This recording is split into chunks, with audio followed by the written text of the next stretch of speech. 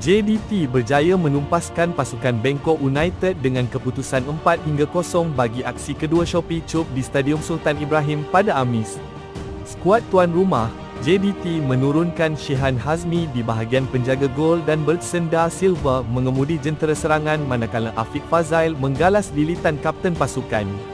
Sementara itu, Bangkok United membariskan Patiwat Amai di benteng terakhir dan Mohsen Al-Asani sebagai ayam tambatan skuad tersebut.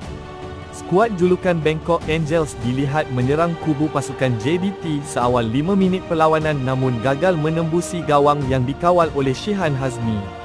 Bangkok United berjaya mendapat sepakan penalti pada minit ke-18, namun selepas penilaian VAR, video asistan referee dibatalkan kerana terjahan John Irazabel ke atas Mohsen Al-Asani didapati tidak berbahaya.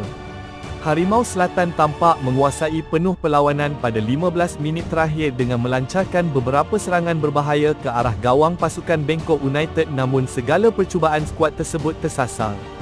Tambahan masa 4 minit pada separuh masa pertama turut tidak dapat dimanfaatkan oleh kedua-dua pasukan bagi mencari gol pembukaan. Perlawanan separuh masa pertama tamat dengan keputusan terikat tanpa jaringan bagi kedua-dua pasukan. Bersambung babak kedua perlawanan, skuad JDT terus mengasak kubu pasukan Bangkok United bagi mendapatkan jaringan dan sekaligus menceriakan ribuan penyokong sendiri. Bertson Da Silva berjaya membuka akaun jaringan perlawanan pada minit ke-46, hasil bantuan gol oleh pemain pertahanan JDT, Oscar Arribas. Selepas itu, penyerang sensasi kebangsaan Malaysia, Joao Figueiredo turut meledak gol pada minit ke-52, aksi sekaligus menjarakkan kedudukan dengan 2 gol di hadapan. Memasuki minit ke-70, perlawanan kedudukan masih didahului oleh pasukan tuan rumah, JDT dengan keputusan 2-0. Bertson berjaya menambah jaringan ketiga perlawanan pada minit ke-73 bagi mematikan langkah pasukan pelawat Bangkok United.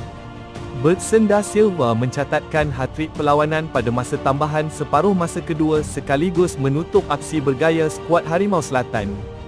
Perlawanan tamat dengan keputusan 4-0 memihak kepada pasukan tuan rumah, JDT dan memastikan tuan rumah membawa pulang 3 mata penuh di halaman sendiri.